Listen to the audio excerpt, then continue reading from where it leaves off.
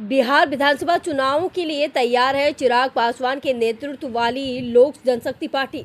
रामविलास ने शनिवार को तेजस्वी यादव को बिहार के मुख्यमंत्री पद के उम्मीदवार के रूप में महागठबंधन पर हमला किया। कहा कि महागठबंधन ने भी इसकी पुष्टि नहीं की है। चिराग पासवान ने पटना में केंद्रीय गृह मंत्री अमित शाह से मुलाकात की और 243 सीटों वाले बिहार विधानसभा चुनाव से पहले प्रमुख निर्वाचन क्षेत्रों को सुरक्षित करने की रणनीतियों पर चर्चा की। बिहार विधानसभा चुनाव 6 और 11 नवंबर को होने हैं और मतगणना 14 नवंबर को होगी। पत्रकारों से बात करते हुए पासवान ने कहा कि आंतरिक कलह से ग्रस्त गठबंधन विकास नहीं कर सकता। उन्होंने चेतावनी दी है कि राज्य चुनाव से पहले लोग ऐसे नेतृत्व को स्वीकार नहीं करेंगे। उन्होंने कहा, कौन कहता है कि तेजस्वी यादव का नाम मुख्यमंत्री उम्मीदवार के रूप में तय है, जबकि गठबंधन भी यह नहीं कह रहा है कि तेजस्वी तय है, लोग उन्हें स्वीकार नहीं करेंगे।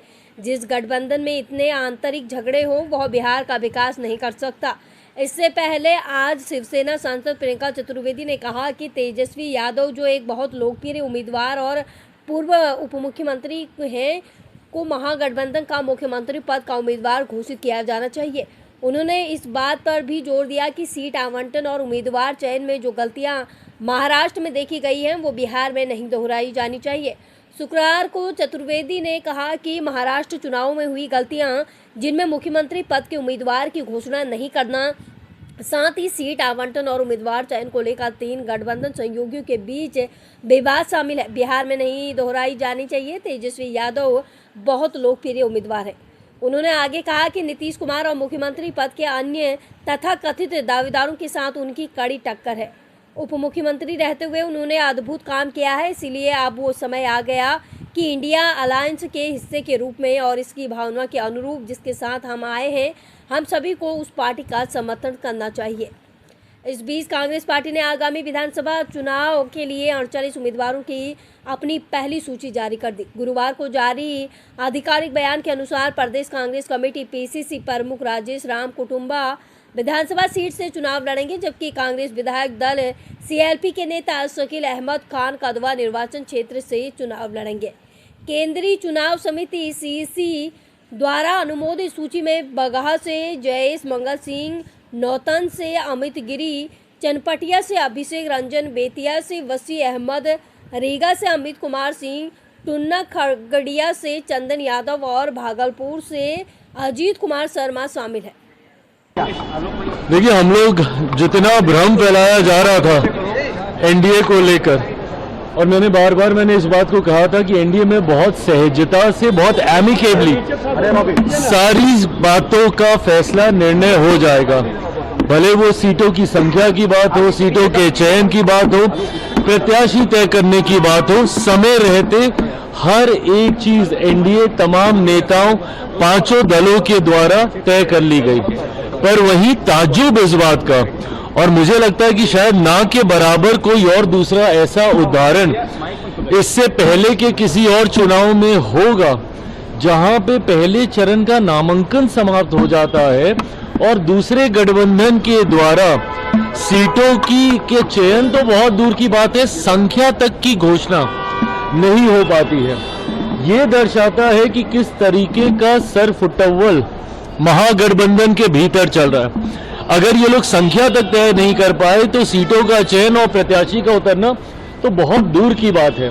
आज जिस तरीके से एक एक सीट पे 2-2 एक ही गठबंधन के 2-2 घटक दलों के द्वारा नामांकन किया गया, कांग्रेस के सामने राजद, राजद के सामने कांग्रेस, इनके अलग दल के सामने लेफ्ट के सामने कांग्रेस, ये जिस तरीके से ये खिचड़ी पक रही है, ये अपने में दर्शाता है कि एक गठबंधन जो खुद इतना कंफ्यूज है वो बिहार के विकास की बात करेगा, जो अपने गठबंधन को नहीं संभाल पा रहे, जो गठबंधन में तालमेल तय नहीं कर पा रहे, वो हमारे प्रदेश को संवारने की बात करते हैं। और वहीं दूसरी तरफ हम लोगों ने तो प्रचार भी शुरू कर दिया।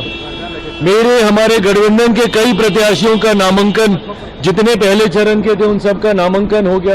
दूसरे राज्यों से हमारे स्टार प्रचारक वो आके यहाँ पे चुनाव प्रचार उन्होंने शुरू कर दिया।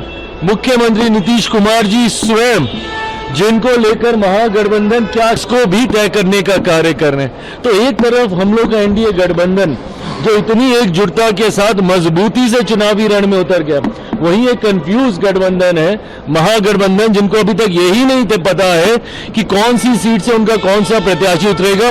इसीलिए विश्वास के साथ मैं कहता हूं कि एक ऐतिहासिक जीत की ओर एनडीए गठबंधन अग्रसर हो रहा है बड़ी जीत के साथ। 14 नवंबर को हम लोग सरकार मनाएंगे।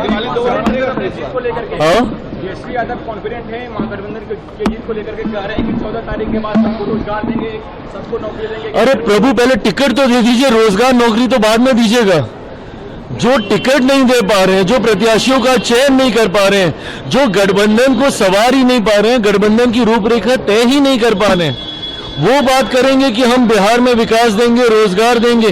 कैसे दीजिएगा भैया, जब आपकी सोच ही इतनी कंफ्यूज है, जब आपके गठबंधन में ही इतना हुआ है। केंद्रीय गृह मंत्री आदरणीय अमित शाह जी ने एक सामान्य प्रक्रिया का जिक्र किया है, and this is how CM का अगर चुनाव होता है उसकी यही प्रक्रिया होती है, इसी तरीके से चुना जाता है। सीएम हो, प्रधानमंत्री हो, विधायक दल के जितने विधायक आपके जीत कर आते हैं वो अपना नेता चुनते हैं। तो इसमें कौन सी नई बात गृह मंत्री जी के द्वारा कही गई।